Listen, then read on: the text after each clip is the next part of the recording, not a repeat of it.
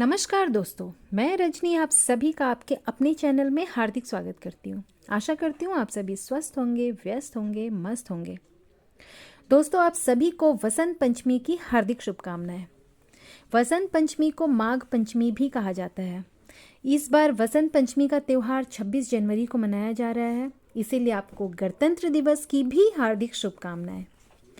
इस दिन पूरे विधि विधान से माँ सरस्वती की पूजा की जाती है। माघ माह के शुक्ल पक्ष की पंचमी को वसंत पंचमी मनाई जाती है। इस दिन से भारतवर्ष में वसंत ऋतु की शुरुआत हो जाती है।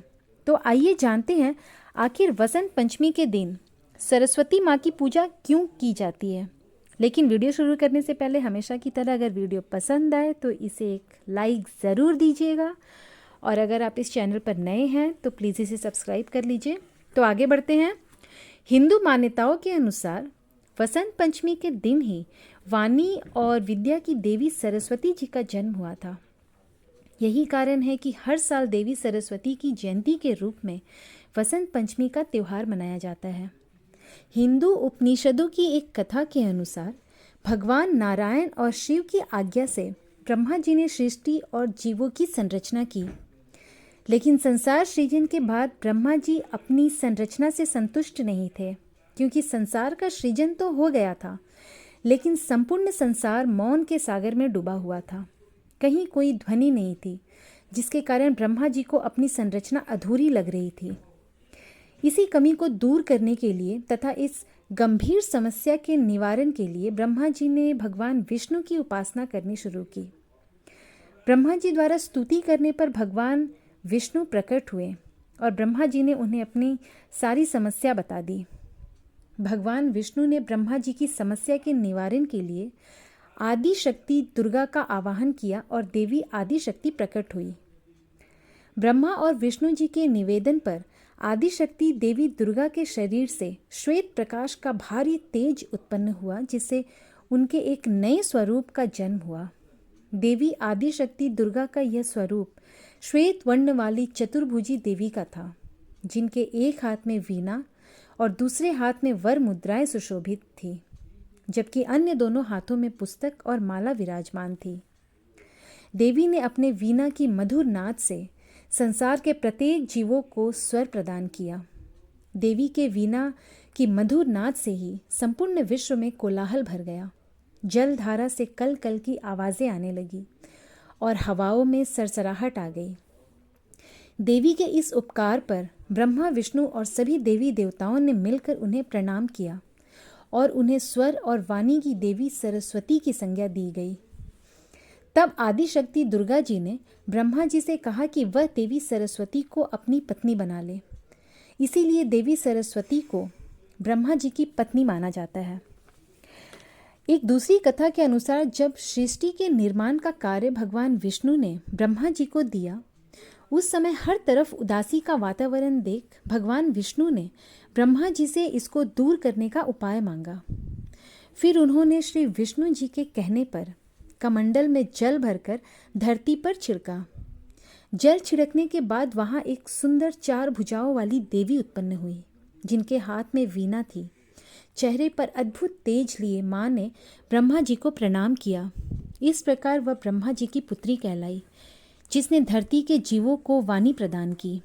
यह देवी विद्या बुद्धि और संगीत की देवी थी, जिसके आने से सारे संसार में माहौल संगीतमय और मधुरमय हो गया।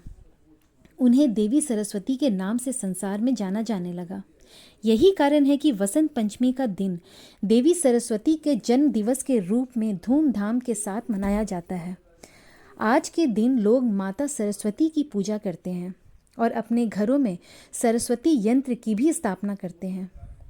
वसंत पंचमी के दिन पीले मीठे चावलों का माँ को भोग लगाकर प्रसाद रूप में बांटते हैं। वसंत पंचमी के दिन सरस्वती माता के जन्म के अलावा और कई अन्य सारी पौराणिक कथाएं भी जुड़ी हुई है। कहा जाता है कि रामायण काल का भी वसंत पंचमी के साथ खास जुड़ाव रहा है, क्योंकि वसंत पंचमी के दिन ही भगवान श्री राम शबरी की कुटिया में पधारे थे। जब भगवान श्री राम सीता जी को खोजने के लिए दंडक वन में दर दर भटक रहे थे, उस दौरान वसंत पंचमी के दिन ही भगवान श्री राम शबरी नाम की भिलनी के कुटिया में पहुंचे थे, जो लंबे समय से प्रभु श्री राम के आने का इंतजार कर रही थी। कहा जाता है कि शबरी ने प्रभु श्री राम को भोग लगाने के लिए अपने जूठे बैर दिए थे।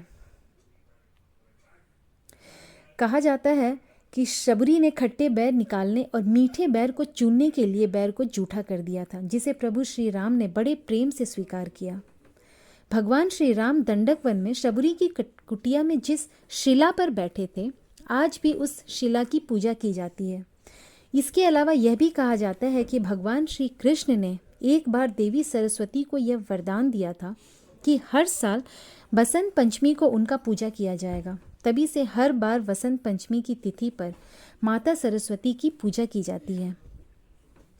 भारतवर्ष में वर्ष को 6 ऋतुओं में बांटा जाता है, जिसमें वसंत ऋतु सबसे सर्वश्रेष्ठ माना जाता है। भगवान श्री कृष्ण ने भी श्रीमद् भागवत में कहा था कि ऋतुओं में मैं वसंत हूँ। धार्मिक, पौराणिक और ऐतिहासिक महत्व के साथ साथ बसंत पंचमी का वैज्ञानिक महत्व भी है। बसंत पंचमी बसंत ऋतु की पंचमी के दिन मनाया जाता है। बसंत ऋतु में सरसों और गेहूं की फसलें लहलहाने लगती है। इस दौरान वातावरण का तापमान सामान्य हो जाता है, जिससे इस ऋतु में ना ज़्यादा ठंडा रहती है और ना ही ज़्यादा गर्मी। इसीलिए इस ऋतु को ऋतुओं में सर्वश्रेष्ठ माना जाता है। वातावरण में होने वाले इन परिवर्तनों का कृषि एवं फसलों का पर विशेष प्रभाव पड़ता है, जिसके कारण फसलों के उत्पादन क्षमता में वृद्धि होती है और फसलें लहलहाने लगती है। इसके अलावा मानव शरीर को भी इस ऋतु का भरपूर लाभ मिलता है और नई सक्रिय ऊर्जा मिलती है। दोस्तों, आज इस वीडियो के जरिए हमने वसंत पंचमी के महत्व को बताया है। उम्मीद करते हैं आपको आज का वीडियो पसंद आएगा।